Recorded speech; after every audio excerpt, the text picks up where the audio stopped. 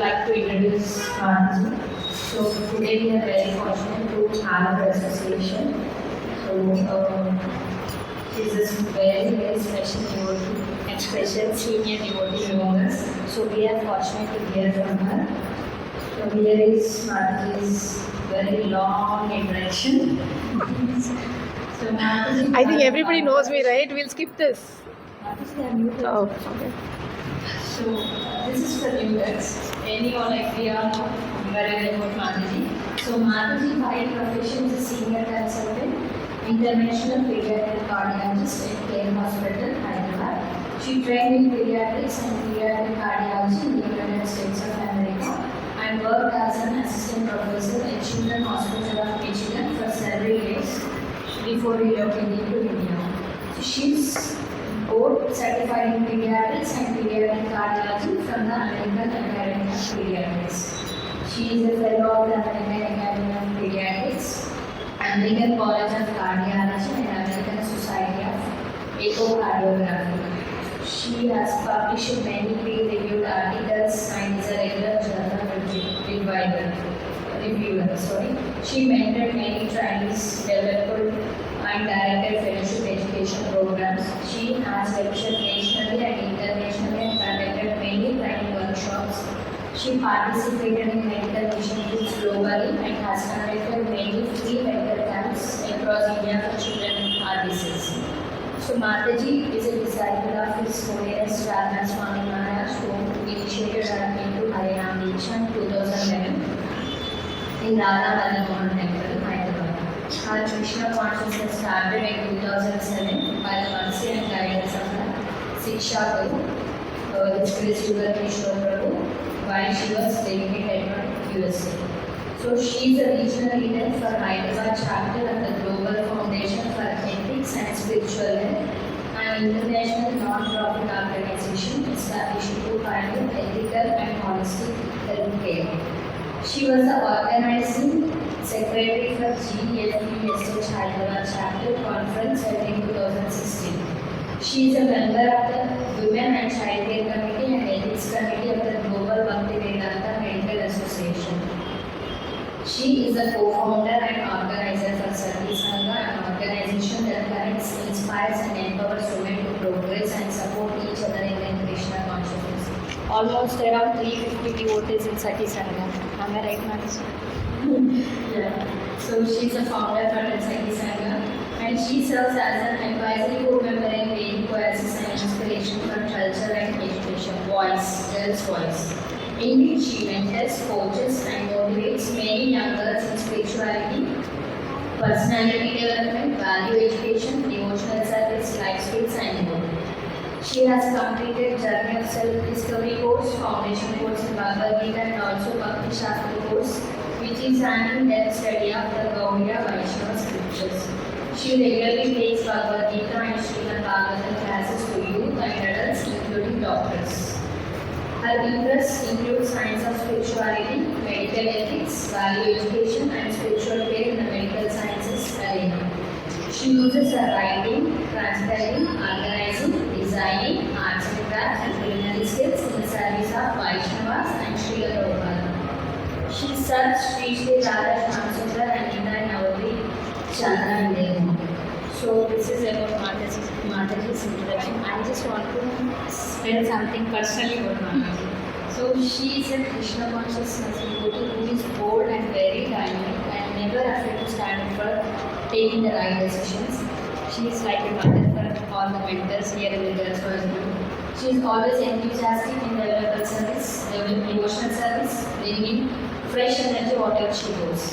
Her friendly and approachable nature makes everyone feel comfortable, including me and you all. So she is always ready to listen, guide, and inspire. What makes her very special is that she is full of new ideas, always thinking of creative and practical ways to serve Krishna and to share Krishna consciousness with others. We are truly fortunate to have our association today. So everyone, I request everyone to chant 3 loud Hari Bols to Mataji.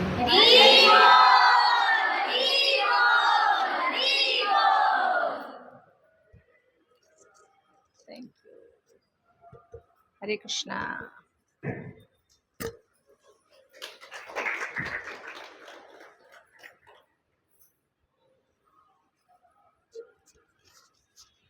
Hare Krishna.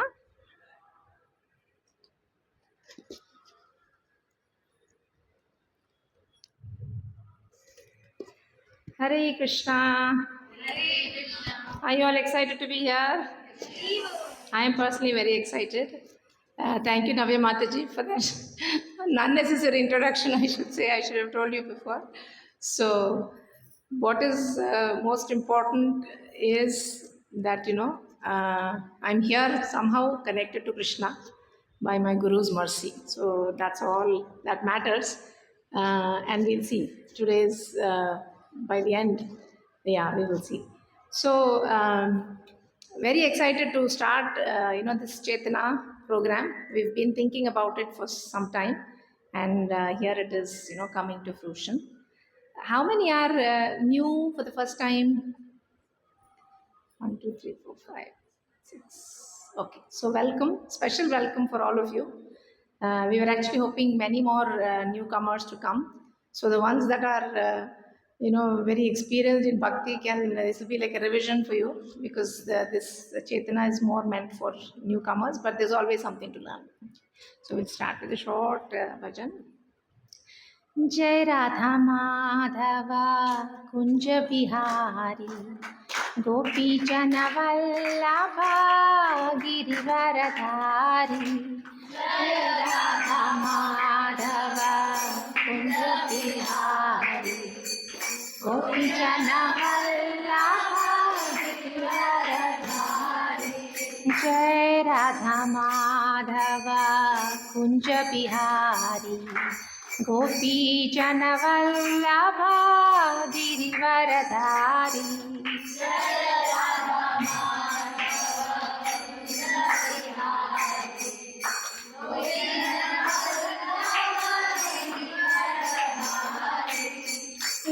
यशोदानन्दना व्रजजना Ranjana यशोदानन्दना व्रजजना Ranjana यशोदानन्दना व्रजजना Ranjana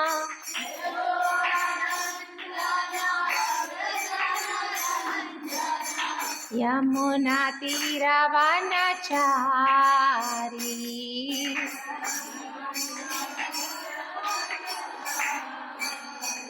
Yamuna तीरवनचारी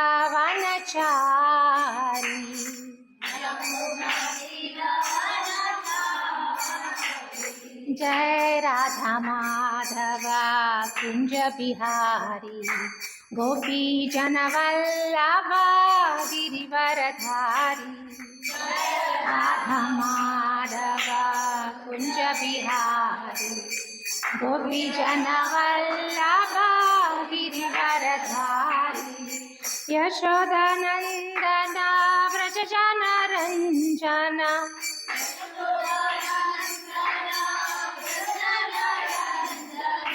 Yamuna तीरवनचारी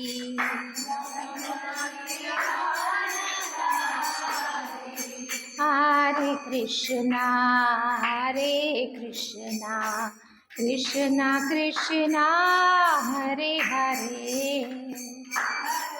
Krishna Hare Krishna Krishna Krishna Hare Hare Hare Rama Ram Ram Hare Hare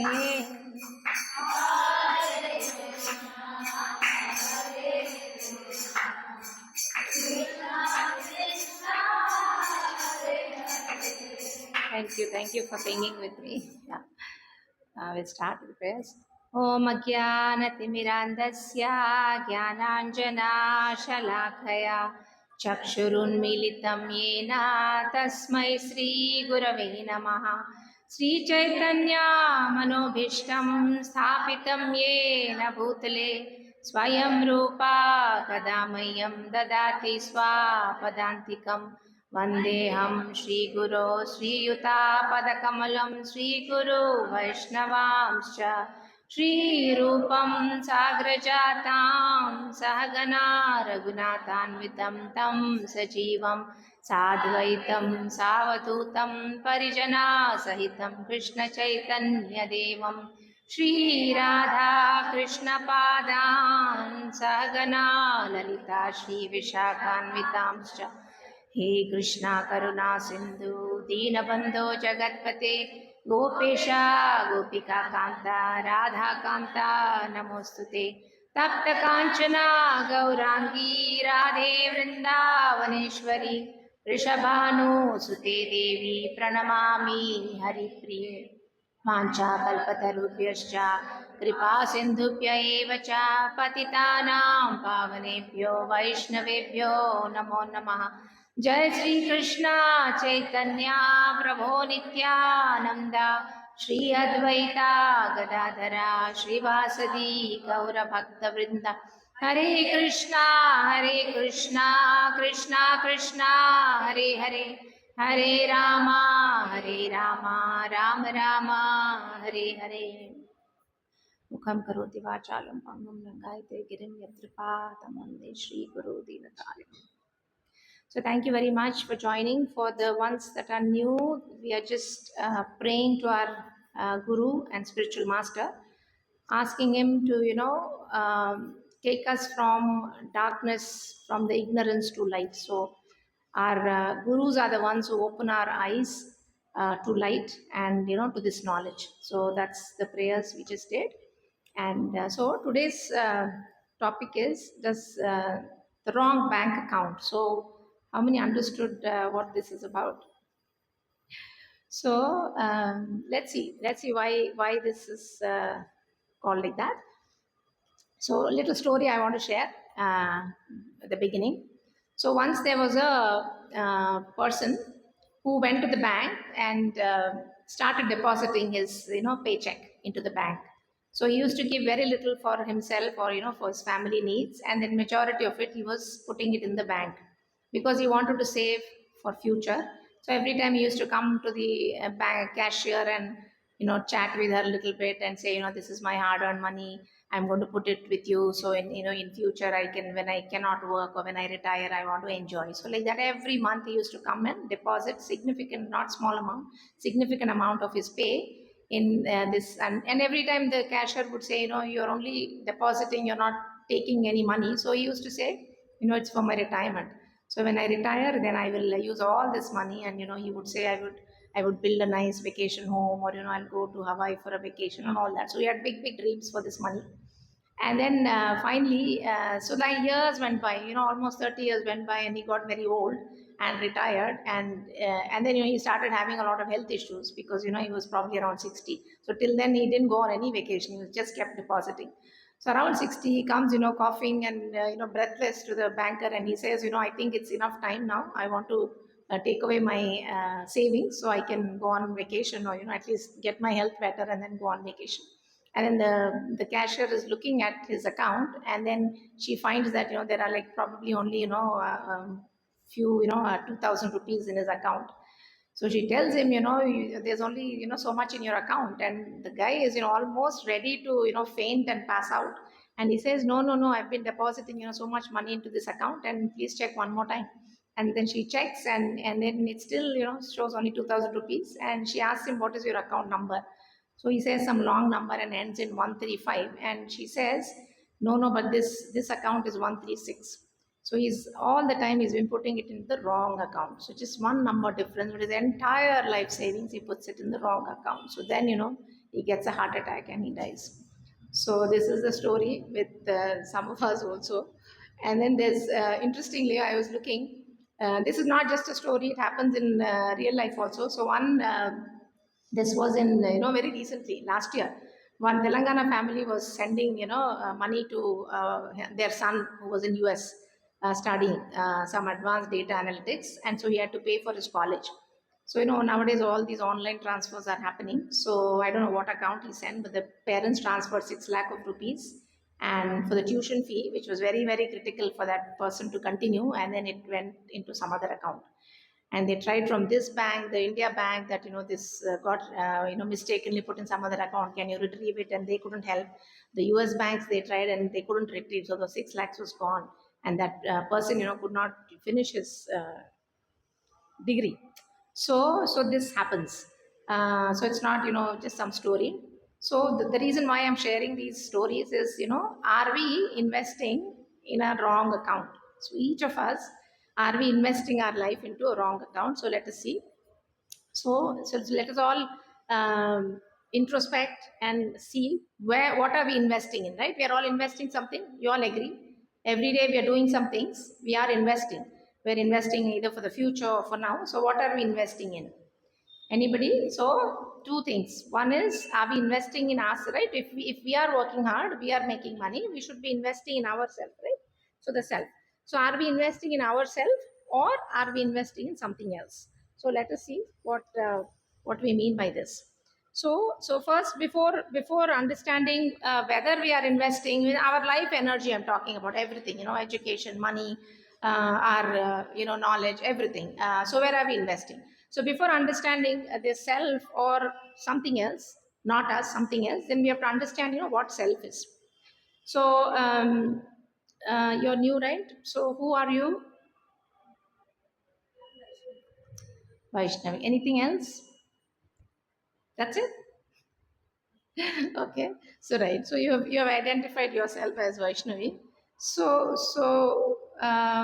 Okay, we'll come back to you. So who are we? Like, who was Vaishnavi, or who am I?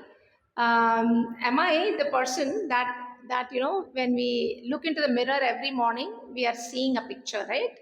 You're seeing your picture. So are you that? You think you're that? Yes, yes.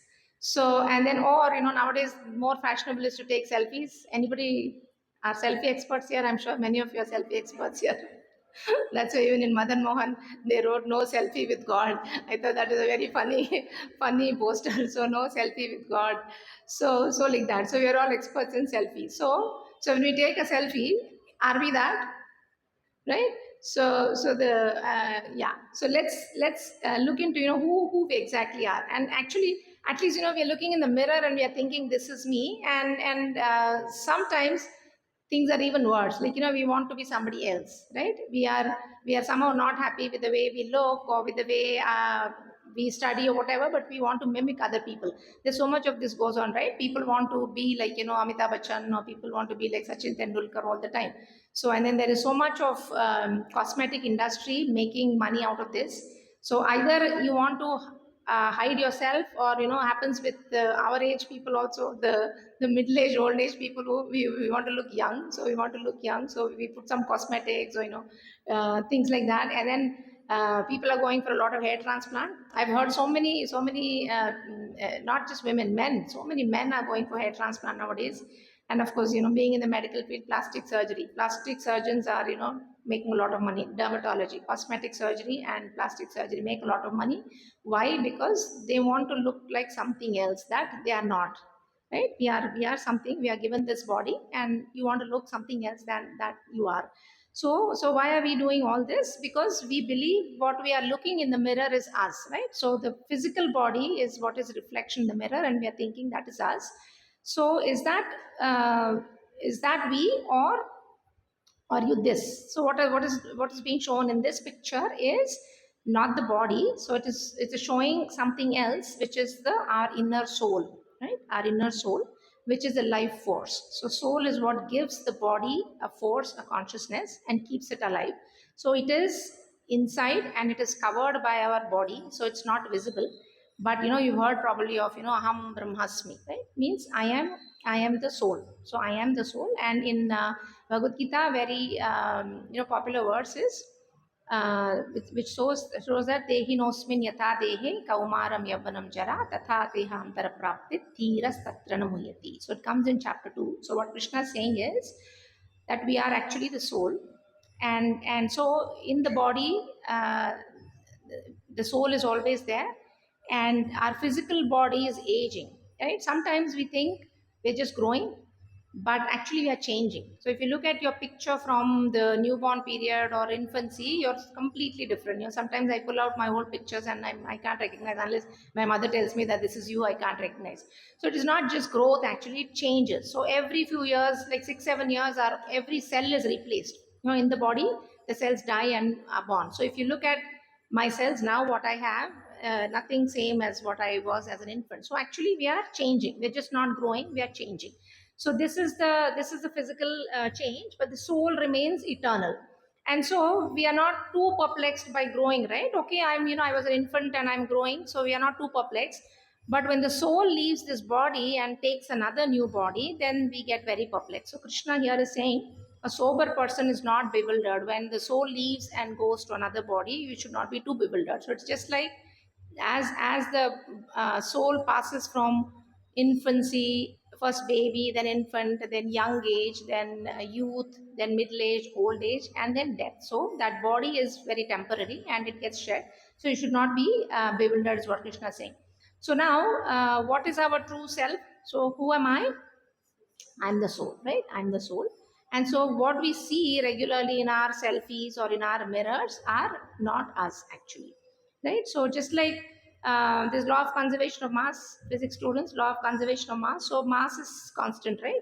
So you can neither destroy it nor produce it. So just like that, soul is the spiritual energy which is constant. You cannot, and there are various shlokas in Bhagavad Gita that tell you how soul cannot be killed, cannot be burnt, cannot be destroyed. So soul is very eternal.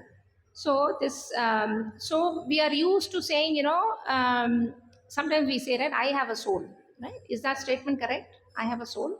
Yes, no. So what is a better way to say it? It's already there. Hmm? What is a better? I am the soul. So this picture already there. So you don't have a soul, right? You are a soul and you have a body. So this is a very difficult concept to get into it for newcomers, especially. So we all know it theoretically, but how many of us, walk around thinking you're a soul? Anybody here who's, chanting and been in bhakti? Do you all feel like your soul? Yes? No? Sometimes, not all the time, right? So that it's very difficult. I mean, even for somebody who's seasoned in bhakti, it's very difficult. Theoretically, yes, we all agree we are souls, but in reality it's a very difficult concept to dissolve. So I like the saying where there's one Pierre Teilhard de Chardin. He's a French scientist. He's actually a theologist and scientist, and he did a lot of research in French language.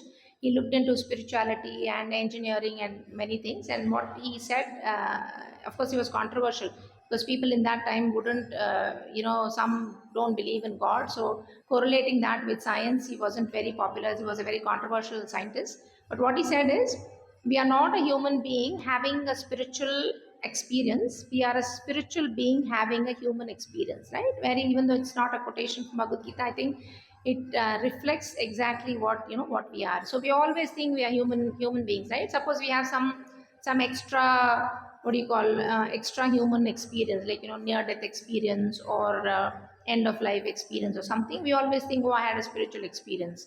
So no, we are spirits, and this what we are having is a human experience.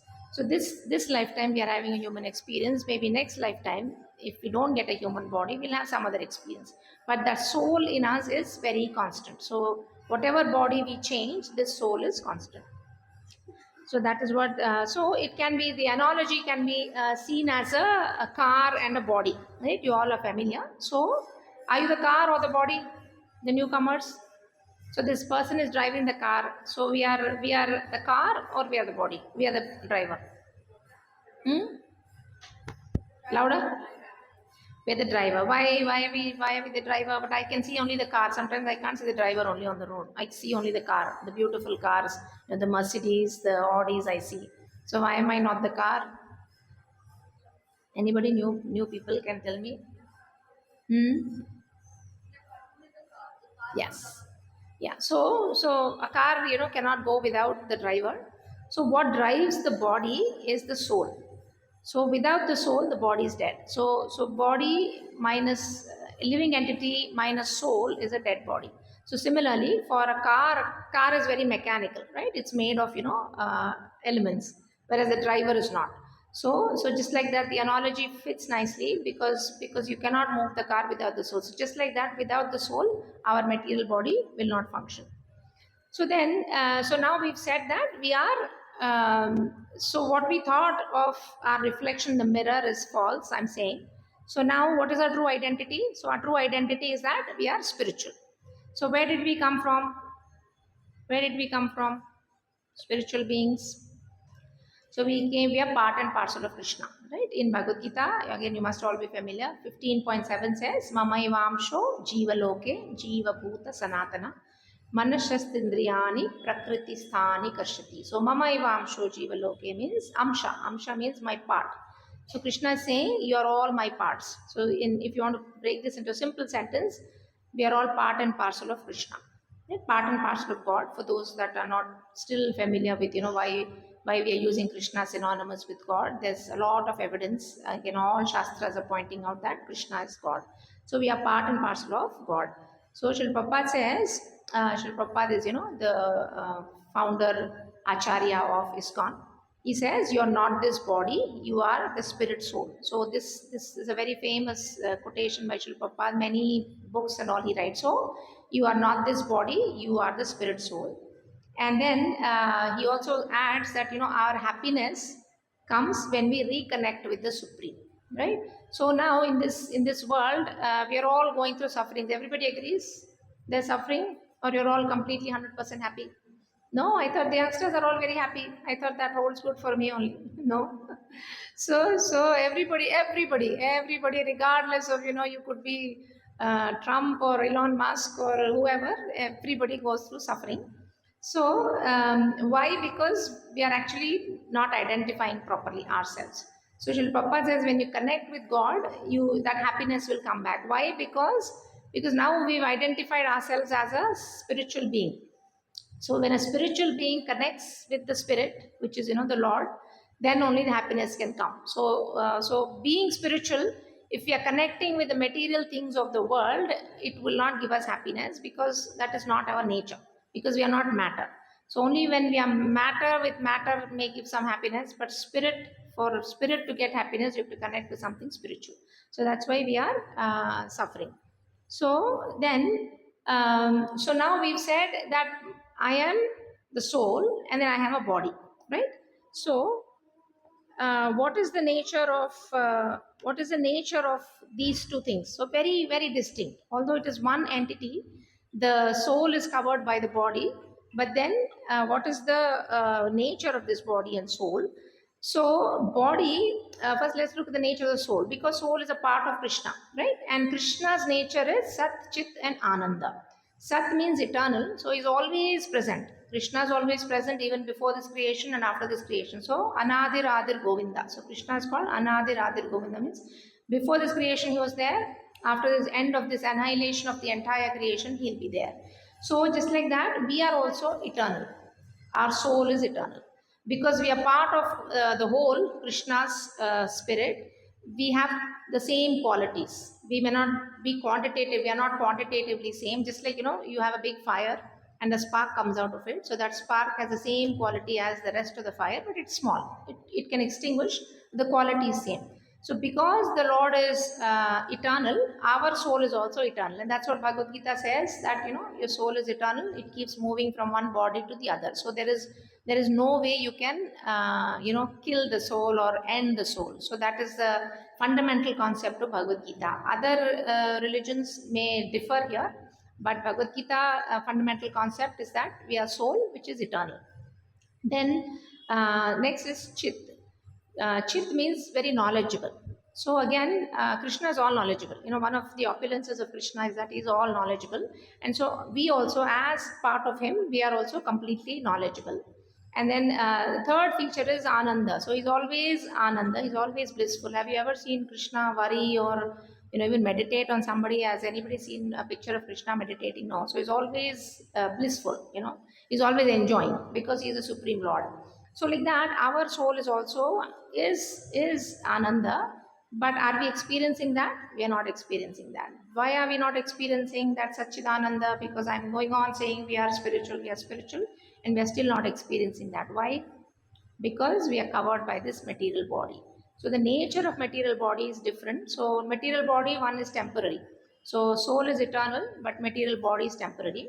And then soul is knowledgeable, and we are ignorant. We, in the sense, our body is ignorant. And then that bliss that the soul experiences, we are not experiencing as a body, and a body is miserable. Means we are seeing miseries in this lifetime.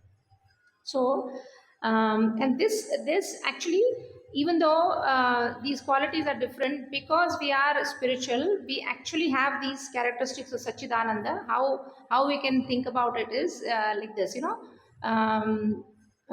let's see. So Sat means eternal, right?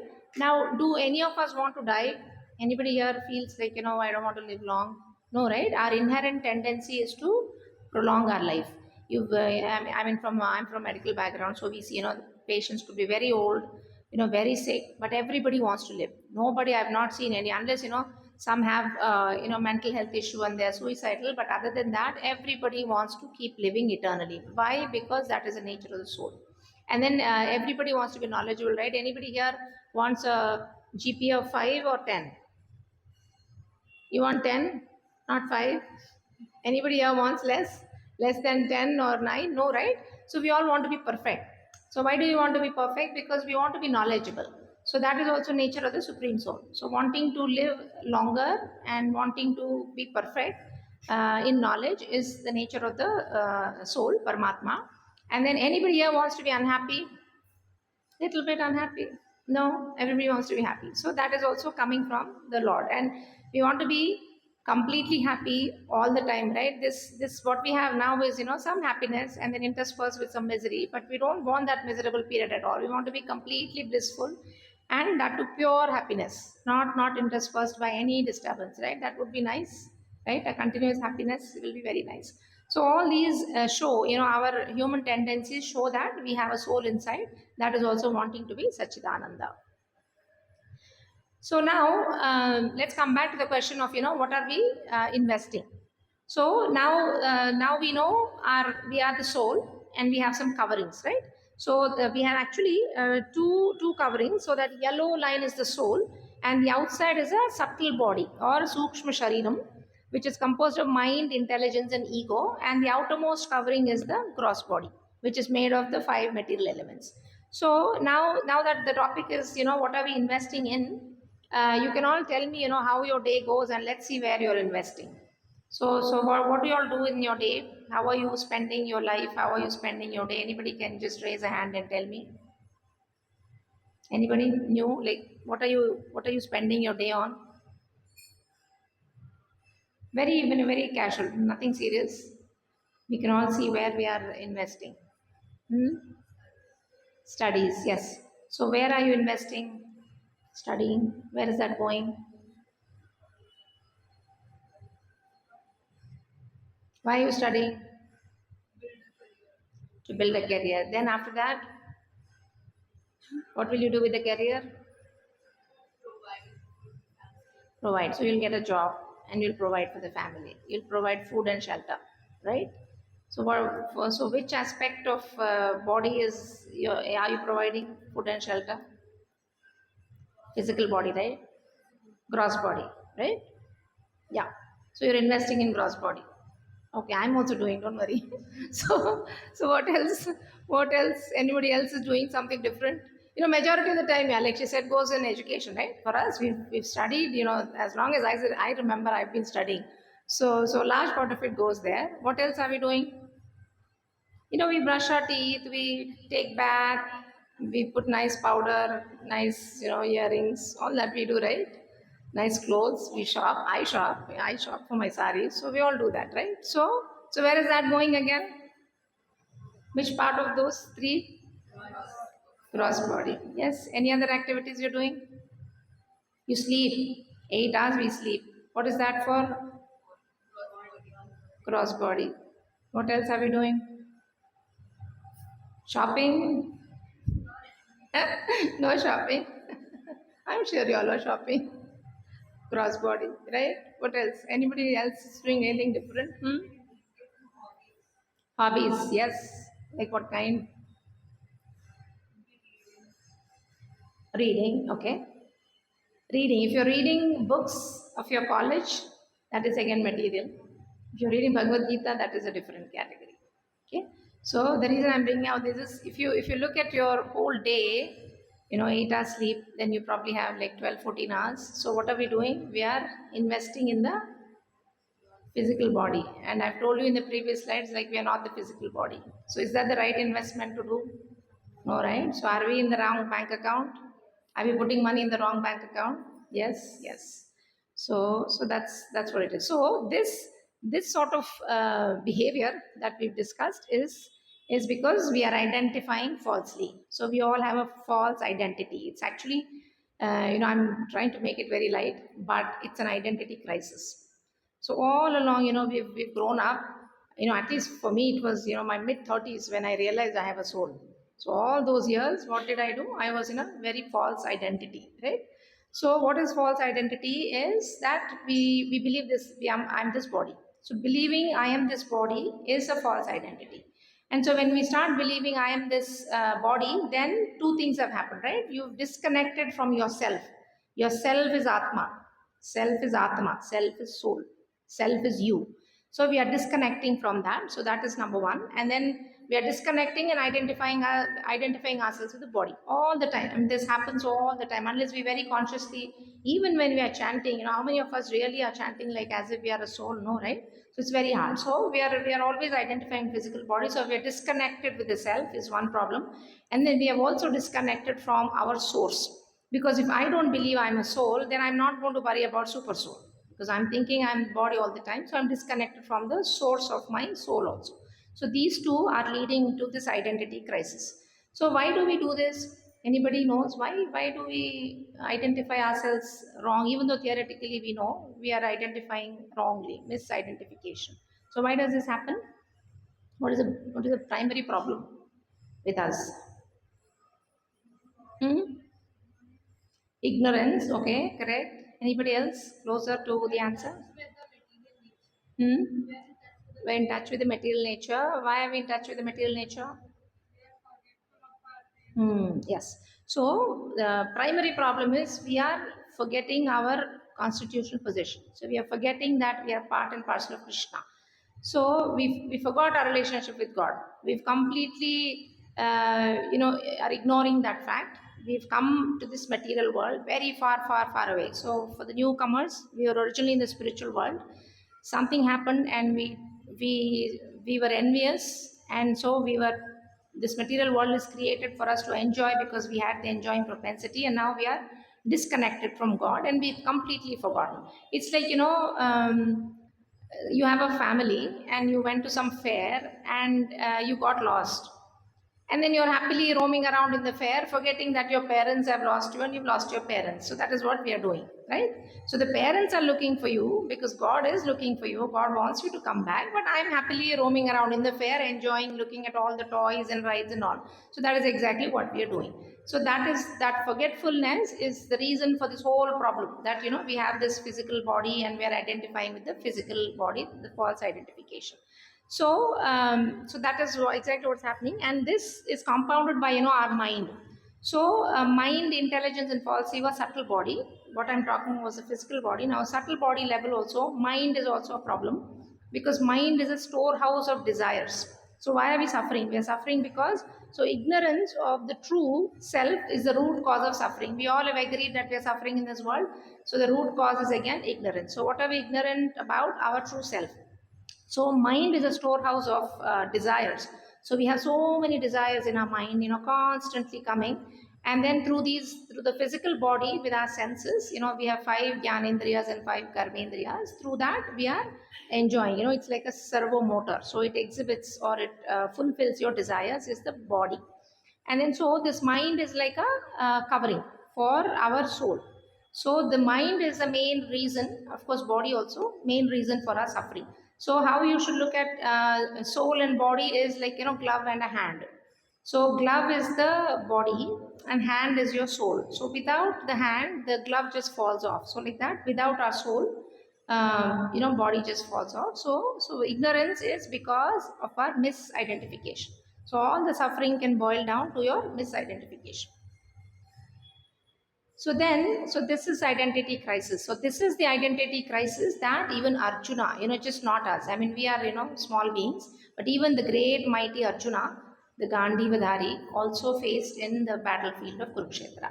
So he completely, so he was under illusion. So he identified himself with the body, and hence, he was grieving for his relatives. So he didn't want to kill Bhishma, he didn't want to kill Drona. So they are relatives based on the body connection, right? Not the soul connection. So whatever, friends, family we have this lifetime is based on your physical body, because in another lifetime they may not be related to you. So Arjuna was lamenting, was grieving, he was ready to give up everything, he lay down his arms. Even though he was Kshatriya, he was ready to not fight, like give up his dharma and go to, forest and take sannyas, but he didn't want to kill his relatives. So this concept of relatives is based on a physical identification, right? So that is the false identity that even mighty Arjuna had to go through, and under that illusion, he told Krishna he will not fight. So this was the same identity crisis that he had. Of course, with Krishna's association in Bhagavad Gita, he came out of it, and that is our hope too. So what is the problem, with I'm talking so much about this false identity. So what is the problem with, false identity?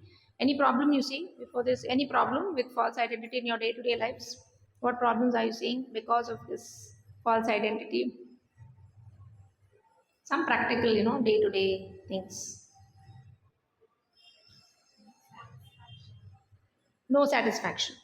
Okay, good one. Then anybody? Identify ourselves with our capabilities and our abilities. Like if something good has happened to us, we feel that we are very good. And if We some, we doer mentality, right? Okay. Anything else? Anyone knew what is the problem with identifying with the body? I mean, it's ours. So yes, yes. Anybody else? everyone is always concerned with our education or what we are achieving. We are interested in our So a lot of emphasis given to what you're doing, right, rather than what you are. Very, very, very nicely. So let us see. So this society, especially this modern society, has completely based on your physical identity or your physical abilities. So academically, everybody's become so competitive, and I think you're measured by your GPA. Is that true? Like that, even in medical field, we are measured by number of patients we see, right? So they say this doctor is good because she sees 100 patients. Even if I see 100 patients in a bad way, they'll consider I'm better than somebody who sees 50 patients. So that's how it's become. And then jobs also, same thing, right? They'll ask, where do you work, how much do you earn? That's a very important question. So they attribute your success to your earning. They attribute your success to your position. Position is so big. Position and power nowadays is so big. And then now, recently, I mean, not so much for us, but your generation is all entangled in that social media, right? The multiple social media. And I think your fame name is proportional to your number of followers. Agreed? How many of you are on Instagram? Come on, I'm sure all of you are. Half raised, what does that mean? You're there or not? You're there, but you want to hide anyway. So a lot of pressure, right? For the social media, number of followers, number of likes, right? Number of subscribers. I'm also learning this language.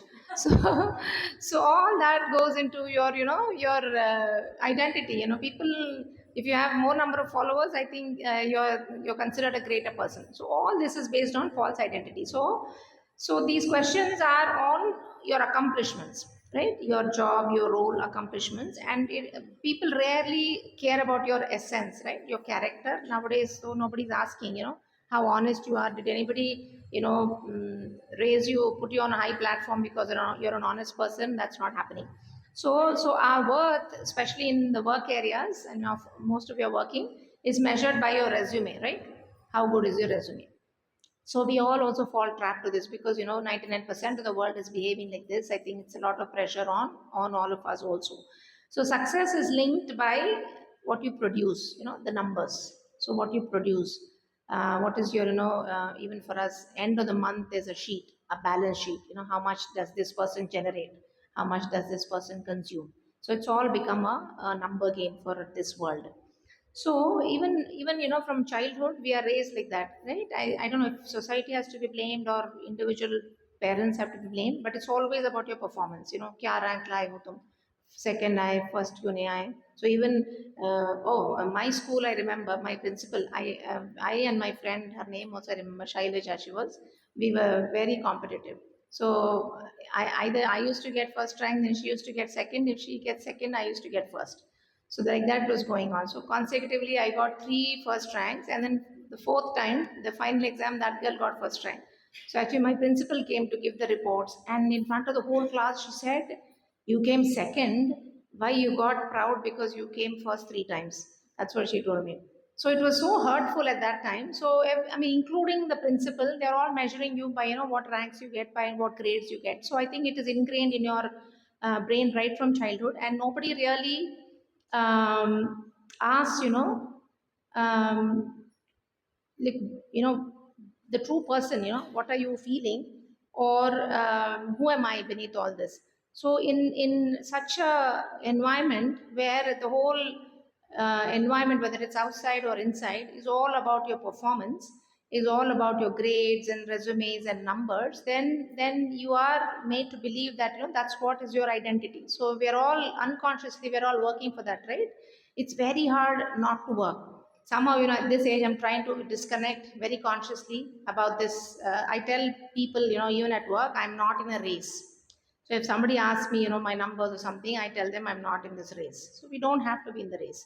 So we are all, individuals with our own capacities. So we should not be. So these problems, like all of you have pointed out, have given rise to a lot of issues socially. So when we fail, say in an exam or in an interview, or sometimes even if a relationship goes wrong, what is happening? We are going into depression, because we think that we didn't perform well, because that is the expectation of society. It may not be for you, but because we didn't meet the expectation of society, we are feeling that we are a failure. And then constantly there is comparison with your colleagues or with your classmates and with your friends, because there is that pressure to perform well and pressure to be on the top of things. So that is leading to envy. One is you're envious when your neighbor, actually there was a story also, yeah, neighbors envy, owners pride, neighbors envy, something like that. There's an advertisement. So if a neighbor buys something, then you have to be envious. So this is what is happening. And sometimes people, I mean, this happens in society so much. People buy things only to impress the others. One example you can see nowadays happening in Andhra, Telangana, is in the weddings, right? How big your wedding should be. Because your neighbor invited 1,000 people, you want to invite 1,500 people. If your neighbor spent 5 lakhs in decoration, you have to spend 10 lakhs in decoration. So this is what is going. So it is completely, wanting some external validation. So when do you want external validation? When we are not internally, very steady, we look for external validation. So we'll see how we should come away from that. And then sometimes we also worry that we become irrelevant. Suppose you're closer to retirement age, or your productivity decreases, then you're worried that I'm not relevant to the society anymore. So all these psychological problems. And on the other hand, if you're successful, then like she said, you're very proud, because you think I did this, then you become very proud, and you become a reason for somebody else's envy. So all this is going on in the society because of this false identity. So we have to move from that false identity. I mean, a lot more I can list out based on this false identity. Actually, the relationship problems, the work problems, the country problems, all the wars that are being fought, everything boils down to this sort of competition. So from that false identity, we have to move towards a true identity, means soul based. So when we understand that we are a soul, then what happens is, we have to understand that God loves us, irrespective of our achievements and irrespective of our performance, our status, our likes, dislikes on Instagram. God is unconditionally loving us just because we are part and parcel. Just like your parents. Sometimes you may do some mistakes, but they will still like you because they are parents. So that is what God is.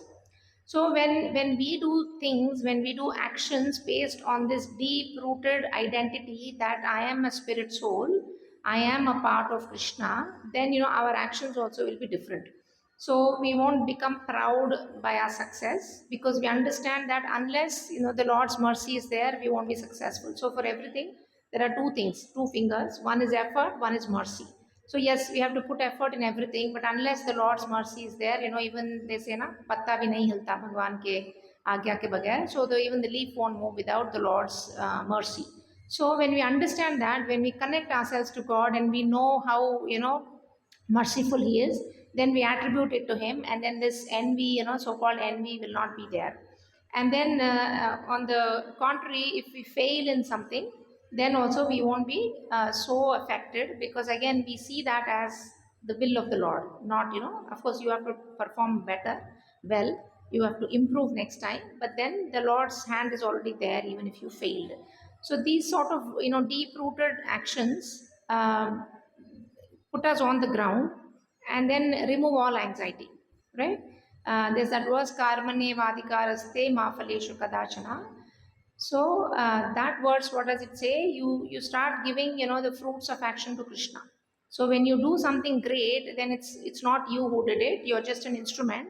And then when you fail in something, then again you're just an instrument.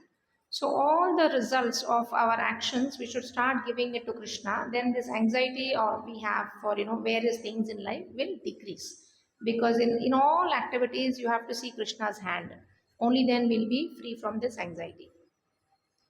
And then so God's love is very unconditional. So he loves us just for what we are, unconditionally. So we could be imperfect, we could not perform so well as your neighbor, and he's still unconditionally loving us. And we don't have to prove it to him, like by doing the metrics I told you what the society sees. So you don't have to prove anything, you don't have to buy that love from the Lord, because he always loves you.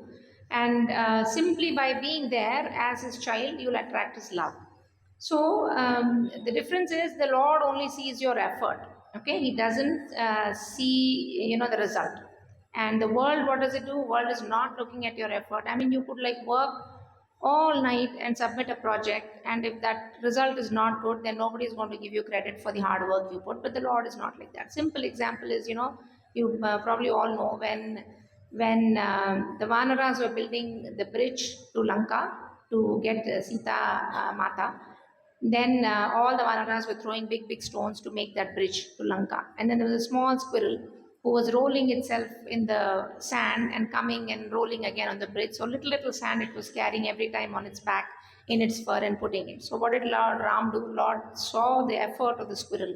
It was just a few sand particles that the squirrel was getting each time, but the effort was what impressed Lord Ram. So he gave that credit to her. So that's how God is. He'll look at your effort. So don't worry if you're not successful in some things. Just keep working at it, putting your effort, and that pleases the Lord. And then none of us, when you're talking of true identity, we all have some innate God-given talents. So we have to work on that rather than wanting or trying to be something else that we are not. uh, the soul has a personality actually. So this personality has some inherent talents we all have, and those are typically some 8 types of talents are described. And I'm sure, let us just see, sometimes we feel very useless. How many of us sometimes feel we are very useless to the society? You feel that? And oh my God, that's a lot of people. So I think I can spend another couple minutes on that. So every one of us is unique. Okay, like she will not be like Lakshmi Priya, will not be like her, she will not be like her. So no need to feel bad that she has some talent that I don't have. So everybody, all of us have some talents, let me tell you. And in Lord's eyes, none of us are useless. So let us see. There are some 8 types of talents. One is spatial visual. That visually impressive things we can do, like art, drawing, painting. How many are good in our art and drawing, painting? Anybody? 1 2 3 4 5. Very good, right? So we all have that inherent talent, right? Even though you may not have gone to any class, but that's inherently there. Some people just take a pen and paper and start drawing. So that is one talent that some of you have. And then the next talent is linguistic. How many are good with language? Anybody knows 4 languages here? Four. Yeah. Anybody knows more than 4 languages? No. Okay, but some can know 6 7 languages, so they are very perfect in their linguistics. And then musical, how many have some music capacity? I mean, I heard nice kirtan from all of you. So how many have the music capability? Anybody in instruments? Anybody can sing well? You're not being very modest. You're not raising your hands. I'm sure many have musical talents. Yeah, yeah. There you go. So that is an inherently God-given talent. So we have to develop that. And then some have this, bodily kinesthetics. So they are gymnasts and sports people, dancers. Anybody like that who use their body skills? What are you in? Taekwondo. There you go. Dance. Yes, yourself. Dance. So some of us have that capacity to dance, and all skills can be used in the service of the Lord. Then some have this interpersonal skill, means they can connect very well with other people. I'm sure there are many, right? You can connect easily with other people. You can make friends. How many of you like that? You can make friends very easily. Yeah, see, so many of you, so many of you. That's a very beautiful skill. And then there's an intrapersonal talent, which is you can sit in one room alone for like 3 4 days. How many can do that? How many of you? So you can be, you can just take a book and go into a room and sit for 3 days. You have that? You're in Taekwondo and you can do that. So good. So that is an intrapersonal skill. Okay, there also you're doing something, you're contributing, you're reading. And then math.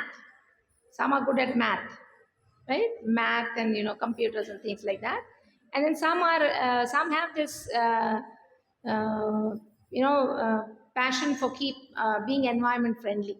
So you worry a lot about environmental pollution and eco friendly. Anybody? I saw some hands not raised. I'm sure all of you have some talent and hiding. Okay. So like that we can broadly classify. So everybody has some talent, and so really nobody is useless. Okay. So we can all use these talents. Sometimes our careers may not allow this. Unfortunately, the world is like such a place where, or sometimes families pressurize you into some other course that happens very frequently.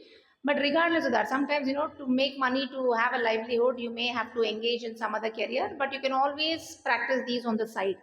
So always keep some time for these inherent talents, because if you lose them, you will not be a fulfilled person. So for everybody, this is very important, and it could be any age. I mean, sometimes we get so busy with life, but these skills should not be buried. At some point, they come out and will give you immense satisfaction because they're all God-given talents. Okay, so that was about investing into a false identity. So we've seen how dangerous it can be investing in false identity.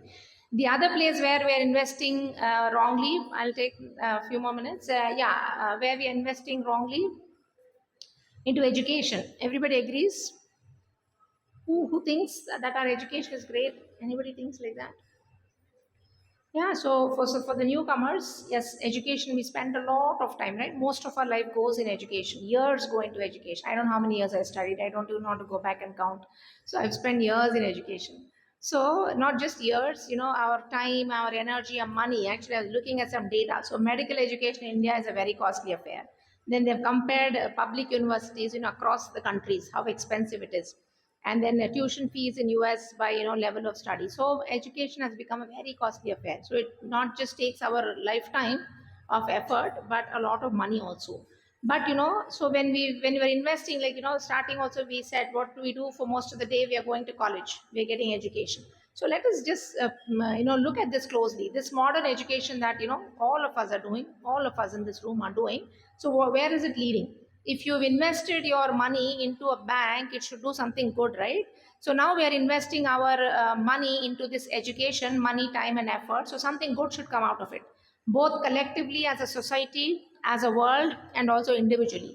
Individually, yes, it does support our families. So I'm not, I mean, don't get me wrong, I'm not saying don't work or don't educate yourself, you should, but that should not be the sole education, is where I'm getting at.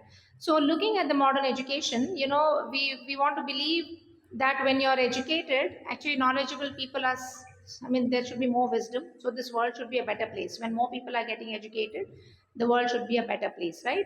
They say, right, the knowledge will beget humility. But that's not what is happening with modern education. So as we are becoming modern in education and technology, what is happening is there are more and more problems we are seeing. So just to point out a few, there's so much mental illnesses in college students. The numbers are increasing here also. I personally know that, but West is, very well known for a lot of mental illnesses. So there's some data here. The print is too small, but you can go through. So 30%. Yeah. So a lot of mental illnesses have the percentages are there. Depression, suicidal thoughts, reckless behavior. All these are going on in the modern day. Students both across countries. We may not have that much data in India. I didn't have time to pull the data. And then there's a rising trend for substance abuse. Again, both globally, both in the West and also in our country too, among college students. And then a lot of environmental bad practices, right? We are killing our environment very rapidly with the advanced technology, with the factories, with cutting of trees, killing of animals. So a lot of bad things are happening, even though we are becoming more educated. And actually, I was looking at these. Does education? What does education mean in terms of belief in God? Important concept, right?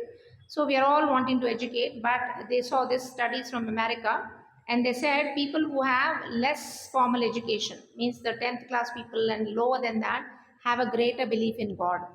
So if you look at the corollary, means the more you're getting educated, the more atheistic you're becoming, right?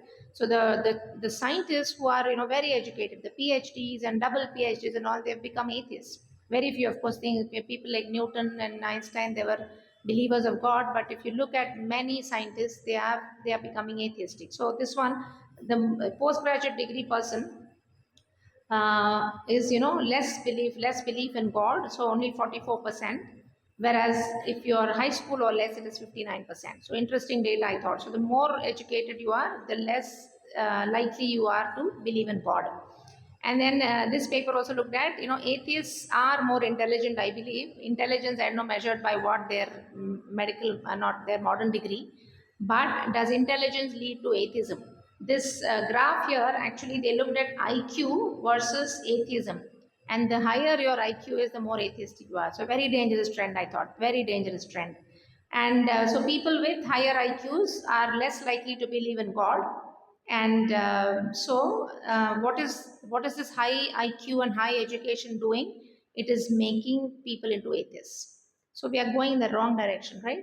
So we are truly, as a, not as a nation, as a global universe, we are going in the wrong direction. So this modern education is actually uh, killing people. Srila Prabhupada calls modern universities as slaughterhouses, because they are slaughtering ourself, self as defined by in the previous slides.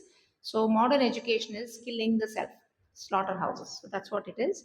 So we have to be very careful. And technology also is advancing very rapidly. So much technology we have. How many gadgets we have. We have robotic surgeries now. Artificial intelligence is coming. So technology is rapidly advancing. But what is happening? I mean, there's nothing wrong with technology. I mean, I use technology all the time in my hospital. I'm not saying it is wrong, but what is it doing? It is making us forget the real purpose. If we are rooted to our spirituality, connected with God, all this technology is very beautiful. You can use, I mean, this laptop is a technology I'm using, but for the purpose of God. So per se, technology is not wrong, but when you forget the purpose, then it is very bad. And Bhaktivinoda Thakur writes a beautiful verse about education.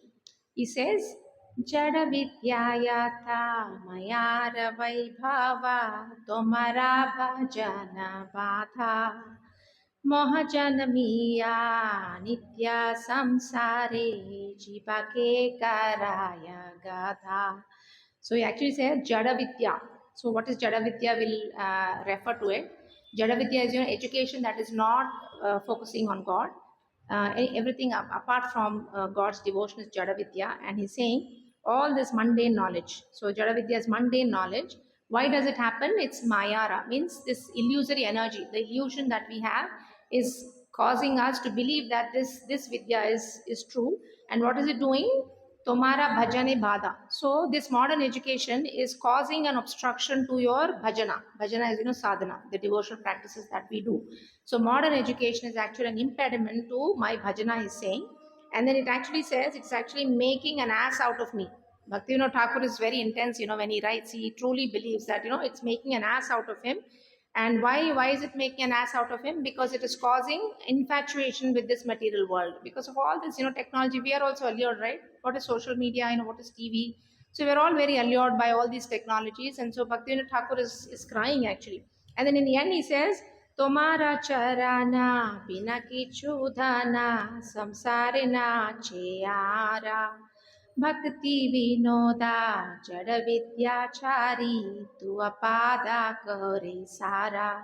So in the end he says, Bina kichu dhana, tomara charana. So apart from the lotus feet of Krishna, I don't have any dhana. Means there's no other wealth in this world apart from lotus feet of Krishna. And then he's saying Jada Vidya Chari. So I want to leave all this material education. Actually, Bhaktivinoda Thakur was very well educated. I mean, for those you don't know, he's one of the Gaudiya Vaishnava saints who's also an advocate. So he worked. He was very educated. He worked and he wrote several literatures of philosophy and many songs. So beautiful songs he writes. And so he's saying in the end that I want to leave all this material education, Jada Vidyachari. Why? Because they've kept me away from you. So I want to leave all this, and then your lotus feet I want to take shelter.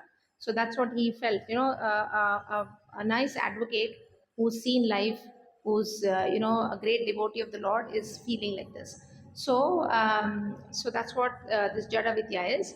So what is Jada Vidya means? It is all knowledge besides the knowledge about devotion. So that's what our schools are giving, right? Our schools and colleges are giving completely Jada Vidya. We've so many times approached schools and colleges to introduce Bhagavad Gita to the students, and they are just not doing it. So-called secular country ours is, but that secularity has made us, not enter these schools with the knowledge, with the wisdom of Bhagavad Gita, unfortunately. So any knowledge that is devoid of spirituality is Jada Vidya. And then avidya means ignorance. Avidya means you have no knowledge. Vidya means you have knowledge, but Jada Vidya is worse than avidya actually. The Acharyas say Jada Vidya is worse than avidya, because ignorant, yeah, you're ignorant, but at least you're not atheistic, at least you're not, blaspheming the Lord, at least you're not learning other literature.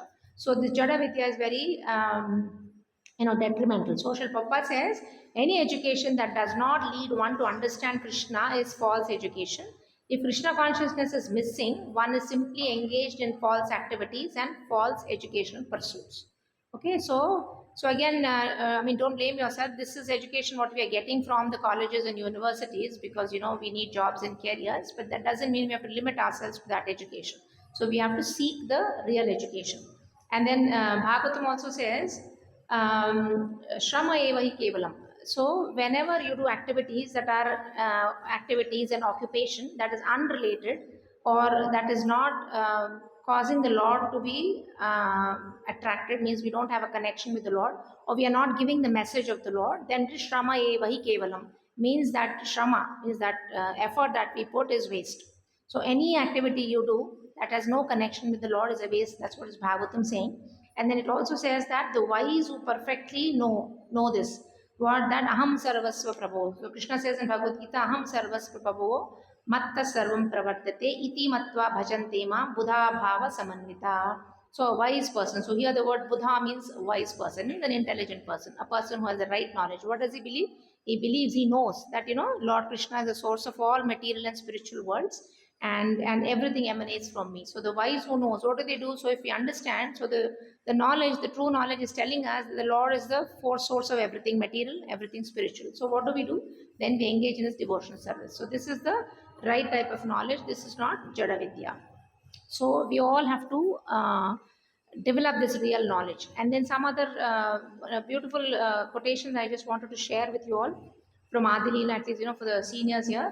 Adi Leela, it says, Padakena loka Krishna bhakti jani bare seyati nahila tabe vidyaya ki kare. So the purpose of education is to understand Krishna and his devotional service.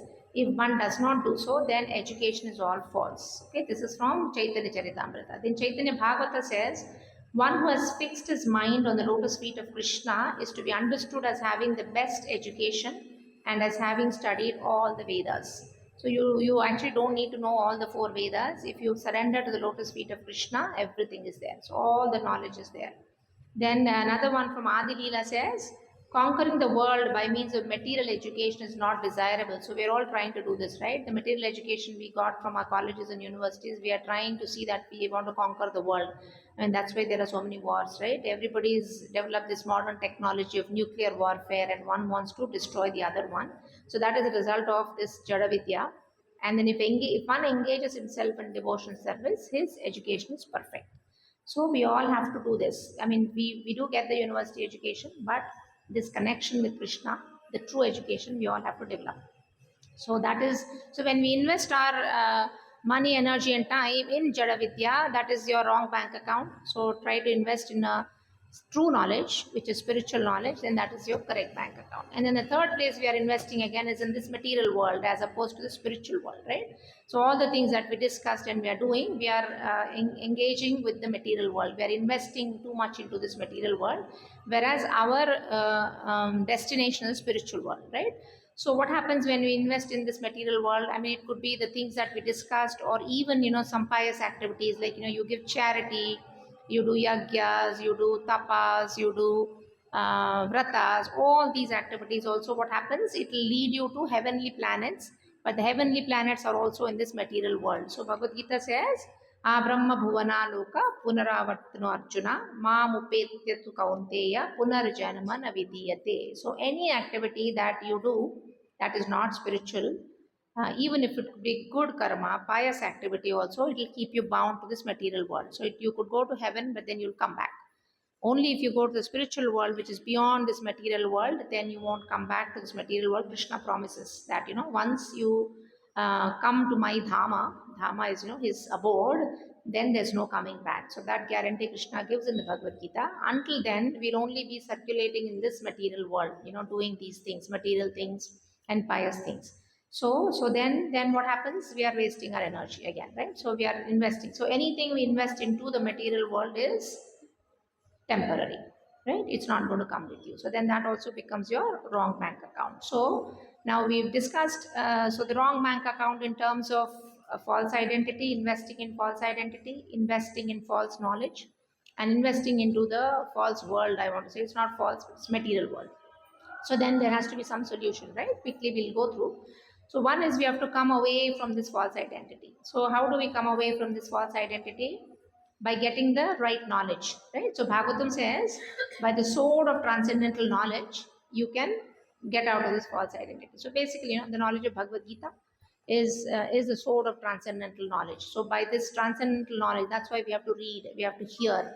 Only then we'll come out of this false identity. It takes time, but we'll do that. And then, so we need real knowledge, right? We need real knowledge from sadhu, shastra and guru. Again, none of us can just pick up the book and start reading Bhagavad Gita and expect it to understand. So these shastras have to be read through the spiritual master. I mean, either guru, sadhu, or from shastra, but through the medium of guru. So sarva, and then ultimately, of course, the knowledge comes from Krishna. So all the source of everything you see, everything manifest, unmanifest is Krishna. So Krishna says, Sarvasya Chaham. What we are doing is, we are feeding our body, overstimulating our mind, and we are starving the soul. Correct? We agree we are starving the soul. When we discuss the daily activities that we are doing, majority didn't fit into the soul activity. So we are starving the soul, we are feeding the body. So from that approach, you have to come to a place where we can live holistically. So we have to invest, yes, we need healthy body, and then our mind, our habits should be mindful. And then we should have a spiritual routine. So from the spiritual bankruptcy that we have now, so we are materially wealthy but spiritually bankrupt. So we have to reverse the game. So we have to become spiritually wealthy, and of course materially not bankrupt, but we should be spiritually healthy. Okay. So what do we do? So just simple 4 things. All of you probably already know. 4 things we can do is ABCD. A is seek association that is uplifting. So uplifting means something like this, where your consciousness is uplifted, sadhu sangha, devotees, seniors, people who have similar mentality. So you associate with those. For the newcomers, also if you associate, with people, like-minded people, hear from them, take their, make friends with them, then your consciousness will be elevated. And then B is for Bhagavad Gita reading, at least 1 shloka a day. If you can read, there are 700 verses, so 700 days, so one shloka a day. And chanting, again, start with one round a day, and then you can go forward. And then diet, of course, sattvic diet. And then some quick lifestyle changes we can make. This is all, it goes into spiritual bank account. So sleeping early, getting up early, because morning time is the best time for planning. It's Brahma Muhurta, very sattvic to do devotional activities, your sadhana. Then diet should be sattvic. Some yoga exercise for your body, and from mind we have to remove all negativity somehow. Negativity, superficiality, the things that we discussed, that is bothering at work, this comparison, this envy, this disappointment, depression, all these we have to come far away. And the mind topic is very huge, we can't go talk about it now. But simply, I think if we leave a couple things, a lot of the times our mind is entangled with, the past, right? We always feel, oh, if only I did this, if only I did that. So a lot of time and energy spent for the mind about this. So you have to let go. So forget the past, so that if only should not come. Past is past, it's over. So they say what cannot be chewed should be endured. Okay, what cannot be chewed should be endured, or what cannot be cured should be endured. So there are things, everybody in their life, that you can't change, and we have to endure it. So tolerance, that's what Krishna says, right, in Bhagavad Gita, that you have to tolerate the duality. Shitoshna sukha dukkha daha agama painu nityas. So these dualities of the world you have to tolerate patiently. And then future, again, all of us, how many of you worry about future? What if this doesn't happen? What if that doesn't happen? Whoa, so many hands, huh? So Gita says, don't worry about the future. Actually, I heard some nice statement from Radhika Prabhu. He says, cross the bridge when it comes. So don't worry, 2 years later what is going to happen, 3 years later what is going to happen. If the bridge comes, you find a way to cross it. And if you have faith in the Lord, He will help you. So that deep faith you have to develop, that deep surrender we have to develop. Krishna says, right, Ananyas chintayantoma yejana paripasite tesham nityabhyuktanam yogakshemam vahamyaham. So if we meditate on the Lord every day, Ananya means only Krishna, nobody else. Ananyas chintayantoma means when you do chinta means manana, remembrance of the Lord. What does He do? Yoga kshemam vahamyaham. So your yoga and your kshema. Yoga means your well-being, and kshema is also your well-being. Vahamyaham. So He will take charge of your safety and your well-being. So He will provide what you lack, and He will preserve what you have. That's the promise that Krishna makes. So let's all develop that deep faith. Of course, I'm not saying don't put your endeavor. We should still put our endeavor, but have faith in the Lord. So too much anxiety about future is not good, for your health and for your mental health especially. So when things come, we'll deal with it. We'll take some help. We'll depend on the Lord. Actually, depending on the Lord is something, again, we have to learn.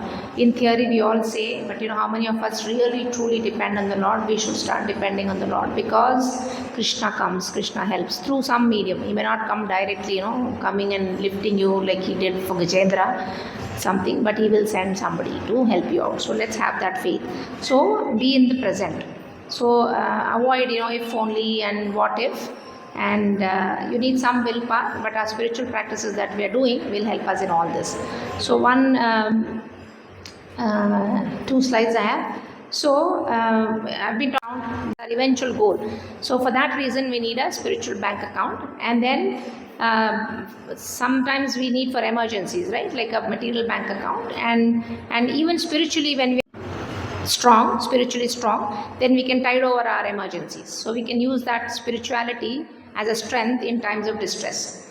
Then just like you deposit monthly, right? Your paychecks go into a bank account. Then we also have to deposit into a spiritual account. And how do we do that?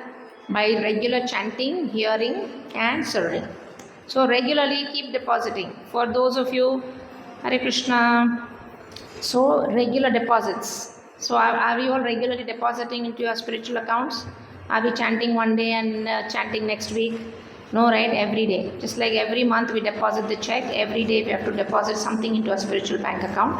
And just like if we overspend from a bank account, we'll lose the deposit. So we should not do some behaviors in the bhakti also that we lose. So anukulasya sankalpam pratikulasya varjanam. So do everything that is favorable to bhakti and reject everything that is unfavorable to bhakti. For a simple example, if you have a satsang and you have a party, then what will you choose? So pratikulasya varjanam. So drop things that are not favorable to bhakti. By that your account will remain healthy. Then just like you check your account balance regularly, right? You all do that online, something, you check your bank account, and sometimes there are audits also. So like that, we also should assess our spiritual practices. Yes, we are all doing something, we are doing japa, we are doing reading, but periodically all of us should assess our practices. So am I doing the correct thing? Take the help of seniors, talk to seniors and see if your practices are fine. And whether it's aligning with your life, whether it's aligning with your values, whether it's aligning with your goals also. Just like we have material goals, right? Like next 2 years I want to become, CEO of a company, or I want to get this job, or I want to finish my graduation. So we all have material goals like that. Spiritually also, let us have some goals. If you're chanting 4 rounds, by the end of this year I'll chant 8 rounds. Or my quality of japa is not nice, I want to improve the quality of my japa. I'm only reading 15 minutes, I'm going to read half an hour. So these spiritual practices we have to assess. How many of you do that? Either individually or in groups? Yes, please. Individually also you can do, or you can sit in a group and do. Actually in a group it works, because when we promise that in front of somebody, we tend to follow that. We do that. Morning japa conference we have, and we all openly we all admit to what how I'm going to progress in this coming year or coming month. So let's do all that. And then always check your progress. Like from last year or 6 months ago, did I progress? Did I make any progress? Then it's always nice to write down, I progressed because, I did this, or I fell down because I didn't do this. So it's always good to do that. And then we all have an intention to save, right? In our bank accounts, we all have intention. So we do activities that allows us to save. So some cost cutting we'll do. Suppose you want to buy, a fancy, some big dress, and you think, oh, this is not allowed because, I want to save some more. Then you don't buy such a expensive dress. So similarly, in our spiritual practices also, we have to align our desires. Suppose you want to do from tomorrow 8 rounds, you can't say I'll get up 1 hour late and then expect to do more rounds. So you align yourself to getting up a little bit more early so you can do those rounds. Then just like we want to have realistic financial goals, right? Suppose you're making 10,000 rupees a month, you can't think, I'm going to deposit 15,000 rupees a month, right? So you can't deposit something you don't make. So just like that, spiritually also make small goals. Don't, like, suppose you're chanting 4 rounds, don't say by the end of the week I'm going to chant 20 rounds. It's not going to happen. So have some realistic goals, because otherwise, you'll feel guilty, or, you'll feel ashamed for not achieving that goal. And then just like we plan ahead for contingencies and we put savings for financial hardships in your account, remaining spiritually strong also will help you in these, contingencies where there are hardships. If you're spiritually very firmly established, then you can face those hardships much better. So do that. And then when you have overdraft, means, when your bank account goes low, you take loan from a friend, right? So for us, those overdrafts spiritually are problems, and problems will come. So what do? Your overdraft is what? You lean on your friends, you lean on your mentors, you take the help of seniors. So that's what you should do. And then we always put some amount from checking to savings account, or we do a retirement account or a 401k account. So like that, proper spiritual practices, like, very absorptive chanting, not mechanical chanting, very absorptive chanting, lot of remembrance, lot of hearing Bhagavatam, all those will be your 401k. Why do you need 401k spiritually? When will it be useful? End of life. So if you do good smaranam during good chanting and good smaranam through your life, then what happens? Antakale chamameva smaran mukta kalevaram. So the end of life, our test is the end of life. If we leave this body thinking of the Lord, then you go back to the spiritual world. So in order to think of the Lord at the end of life, what do you have to do? You have to keep on investing. So invest in smaranam every time. So that's your 401k. Then you have to build reserves, right? Bank also, suppose some friend needs a loan, if you have enough reserves, you can help. So just like that, if you are spiritually strong, you have a reserve, then maybe you can help a friend who's in distress. You can be a counselor, you can be a the senior that gives advice to that devotee. And then just like your bank account will mirror your financial health, your spiritual account will mirror your wealth of your soul. So how rich is your soul? Okay, not how rich is your body, how rich is your soul is what it does. So at the end, of course, I made these distinctions just to help you compare these two, because we do everything on the left side of the column, we do right. Are we doing on the right side of the column? We should do that. But eventually, as you advance in bhakti, what happens? These two will merge. Your material and spiritual account should merge, because your consciousness is always centered around Krishna. So then we started saying that Arjuna was under illusion, right, when he, with the false identity, when he refused to fight. And then what happened in the end after Bhagavad Gita? What did Arjuna say? Nashtamoha smritir labdva tvat prasadan mayachyuta sitosmi gata sandehaha karishye vachanam tava. So these are the words that Arjuna said, that after hearing the Bhagavad Gita from Krishna, his moha is what? Illusion. So his illusion went away. So after this 1.5 hours of Krishna's wisdom, his illusion went away, and he recognized his true identity as a spirit soul, as a servant of Krishna. And from then, based on Krishna's order, he fought the war. So like that, for us also, when we hear sessions like this, our illusion also should go away, that this false identity, we should not be in that. So I hope that helped a little bit. So my last slide, I just wanted to actually, maybe quick summary, any take home messages. Anybody wants to list a few points from this talk, important things that you want to take home? I know it may not be very new, but sort of revision for all of us. Yeah, any points? We are not body, but the spirit. Okay, so she's saying we are not body, we are soul, we are not the body. Okay, so that is a fundamental concept of Bhagavad Gita. Yes, any more points? We don't have to think a lot about future. Instead, we have to have faith in Krishna, and Krishna will preserve what we have and give what we lack. Okay, so not worrying too much, not what if.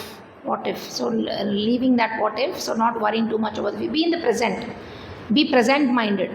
Okay, yeah, then A, B, C, D. Yes. So what is A? B. C. Okay, good. Okay, then.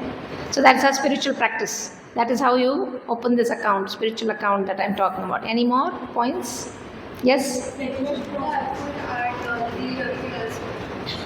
Yes. Do your best and leave the rest. Yes. Anything else? If we are success, then we should give credit to Krishna. If we are losing, then we should improve ourselves.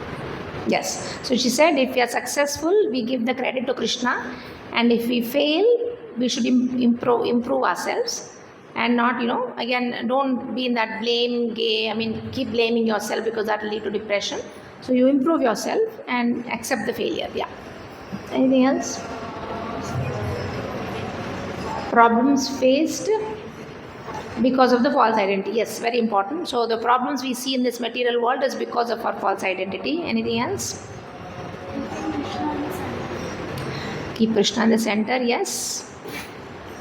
We always think of material things, but we have to convert it to spirituality. We have to focus on it. Yes. So all this, education and all that I talked about, again, we have to do it, but make it into Yukta Vairagya.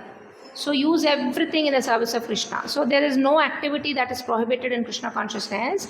You can do all activities, but your consciousness should be Krishna always, in anything. Whatever career you are, your consciousness should be, like I'm doing for Krishna. So that is Yukta Vairagya, using all talents that we discussed, all talents, all facilities, all careers, all actions for the pleasure of Krishna. Then that itself is, Bhakti Yoga. So you'll be a good Bhakti Yogi.